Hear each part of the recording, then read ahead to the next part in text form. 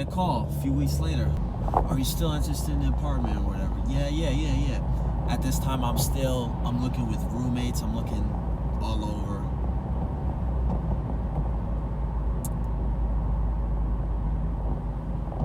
Say, yeah, I'm ready. No call back after that. They just want to know that I'm ready. So I'm like, I don't know what to do. It feels like they're playing with me.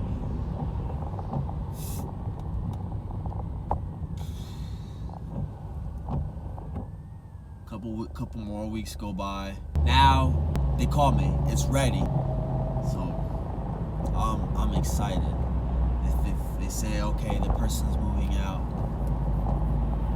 they're ready to show me the apartment and move in. The first time I saw it, I was like, wow, this is kind of small.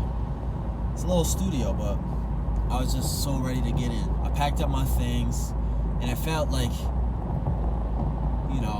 I'm still not even a year into having this apartment, and I wake up some days and I'm like, wow, this is crazy. Like, I actually did it. I did end up quitting my day job because I thought they were gonna make me take it ends up that my county they denied it, so I didn't have to take it, but still. I wanted to focus more on, because I did have money saved up. All that working, that money was being saved, so I put an advance payment on my rent 6 months in advance, 6 months covered. And I got savings. I'm still working my other job. I didn't want to get the needle. That's why I left there. Ends up I didn't need to take it, so I was sleep deprived, really. Sleep deprived off of what my goals were.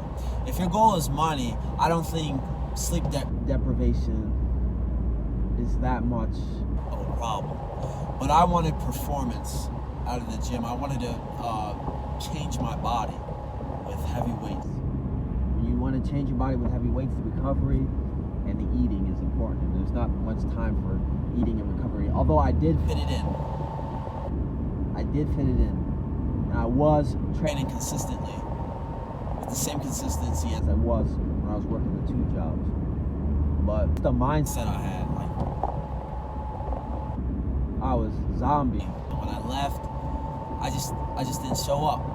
I think it was Christmas Eve. I just didn't show up because I was already late. It was snowing. I had to dig my car out in the snow, and I was like, you know what?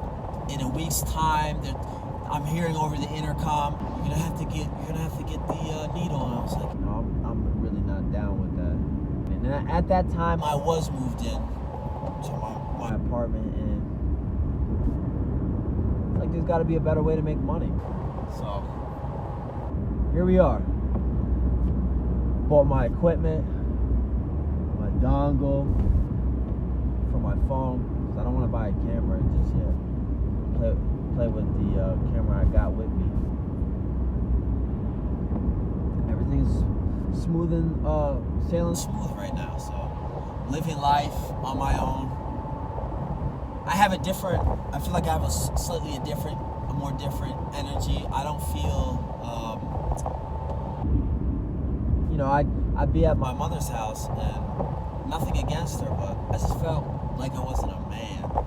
Like I couldn't take care of myself. I had to live with her. And nothing against people who still live with their parents, but there was something special about when I was 18 and I left to go away to college. I was like 80 miles away from home, and just that being alone. Buy my own groceries, I think it's good for your psychology. I cook sometimes. I've been eating out more than when I first moved out, but I still do cook. It's nice to peel the potatoes, cut the onions, cut the potatoes. I'll make a big, like, bacon and hot Italian sausage soup with kale and cream and bone broth and stuff like that. And it's nice to make that and then have that sustain you for a few days. And you learn the value of money. And you pay the bills, and you set up the apartment the way you want to, and you bring your friends over. Sometimes the ladies.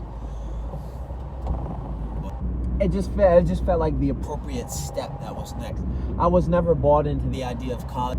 Moving out just seemed like the appropriate step. Going out into the world, being able to take care of myself, or whatever it was that I was looking for. But